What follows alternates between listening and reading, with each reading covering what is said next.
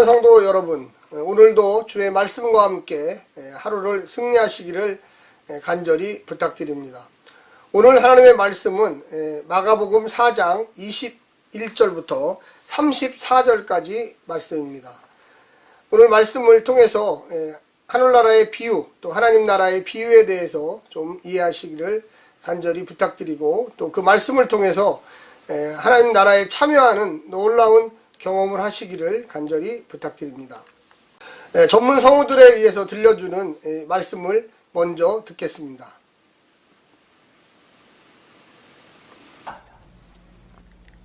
또 저희에게 이르시되 사람이 등불을 가져오는 것은 말 아래나 평상 아래나 두려함이냐 등경 위에 두려함이 아니냐. 드러내려 하지 않고는 숨긴 것이 없고 나타내려 하지 않고는 감추인 것이 없느니라.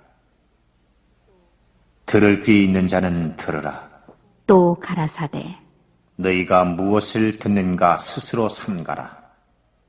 너희의 헤아리는 그 헤아림으로 너희가 헤아림을 받을 것이요 또 더 받으리니 있는 자는 받을 것이요 없는 자는 그 있는 것까지 빼앗기리라. 또 가라사대 하나님의 나라는 사람의 씨를 땅에 뿌림과 같으니 저가 밤낮 자고 깨고 하는 중에 씨가 나서 자라되 그 어떻게 된 것을 알지 못하느니라. 땅이 스스로 열매를 맺되 처음에는 싹이요 다음에는 이삭이요 그 다음에는 이삭에 충실한 곡식이라. 열매가 익으면 곧 낫을 대나니 이는 추수 때가 이르렀음이니라. 또 가라사대 우리가 하나님의 나라를 어떻게 비하며 또 무슨 비유로 나타낼꼬?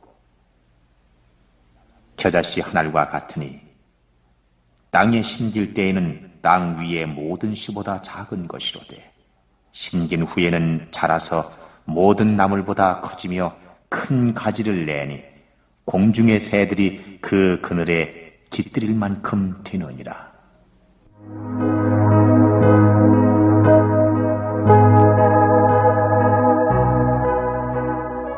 예수께서 이러한 많은 비유로 저희가 알아들을 수 있는 대로 말씀을 가르치시되 비유가 아니면 말씀하지 아니하시고 다만 혼자 계실 때에 그 제자들에게 모든 것을 해석하시더라.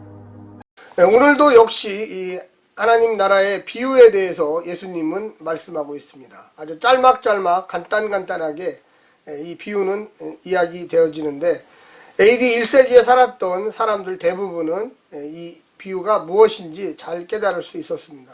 시간과 공간이 많이 차이 나는 지금 21세기에 살고 있는 우리 성도들과 또 저는 좀 더 이 문화가 다르기 때문에 이해하기가 좀 어렵습니다. 그러나 우리가 많은 성서학자들의 도움을 받아서 이 하늘나라의 비유를 좀 배우기를 원합니다. 첫 번째 나오는 이 등불의 비유는요, 어떤 사람도 등불을 숨기지 않는다라고 이야기하고 있습니다. 하나님 나라를 듣고 또 하나님 나라를 깨닫는 사람들이 사회적인 여러 가지 이유들 때문에 그 하나님 나라를 숨겨버린다는 것이죠. 그러나 등불이 필요한 이유는 어둠을 물리치기 위해서 필요합니다. 하나님 나라를 듣고 깨닫는 성도가 내가 어떻게 살까 고민하면서 사회에 나가서 내가 알고 있는 이 하나님 나라를 숨긴다는 것은 이 등불의 비유와 같습니다. 예수님은 말씀하시기를 너희가 듣고 배웠던 그 하나님 나라가 이제는 밖으로 드러나야 된다. 너희들의 삶을 통해서 드러나야 된다고 이야기하고 있습니다. 그 누구도 불빛을 감추는 사람은 없다고 또한 이야기합니다. 또 한 가지는 들음에 대한 권고를 또한 얘기하고 있습니다. 하나님 나라에 대한 그 이야기를 축소하거나 왜곡하지 말라는 것입니다. 진실을 이야기하라는 것이죠. 일상사회 속에서 우리가 많은 사람들은, 교회를 다니지 않는 사람들은 교회에 대해서 불평하고 진실을 말하지 않고 교회를 왜곡합니다. 그런데 성도들 역시도 똑같이 그와 같은 일을 하시는 분들이 있습니다. 제대로 하나님 나라를 경험하신 분들은 왜곡하지 않습니다. 교회의 본질을 이야기합니다. 하나님 나라가 무언가를 이야기하는 데 그 초점을 맞추게 되는 것입니다. 이 땅의 것들과 하나님 나라를 섞지 말라는 것이죠. 하나님 나라의 본질을 깨달으라는 것입니다. 뿐만 아니라 하나님 나라를 듣고도 아무 일 없는 듯이 자기하고는 관련이 없다고 이야기하시는 분들이 있습니다. 하나님 나라를 거부하는 자들은 결국 하나님 나라를 경험했지만 하나님 나라를 거부함으로 심판에 이르게 되는 것입니다. 여기에 보면 또한 겨자씨의 비유에 대해서 나오고 있습니다. 이 겨자씨의 비유의 핵심은 뭡니까?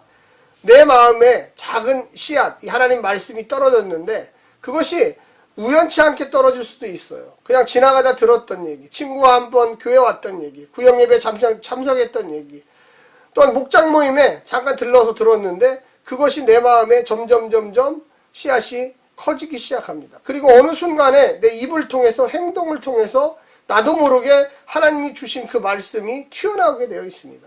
신앙생활의 본질은 내가 안다고 해서 내가 깨닫는다고 해서 그것이 나오는 것이 아닙니다. 하나님이 아무도 모르는 사이에 이 겨자씨는 아주 작은 씨입니다. 그런데 그 씨가 내 마음속에서 자꾸만 활동을 하고 뭔가 커지기 시작해. 그게 하나님 나라라는 거예요. 그러면서 어느 순간에 자기도 모르게 교회를 나오게 되고 또 교회를 나왔다가도 10년, 20년이 지나 잘 몰랐는데 내 마음속에 하나님이 주신 비전과 꿈과 계획이 있다는 것, 소명이 있다는 것을 알게 된다는 것이죠.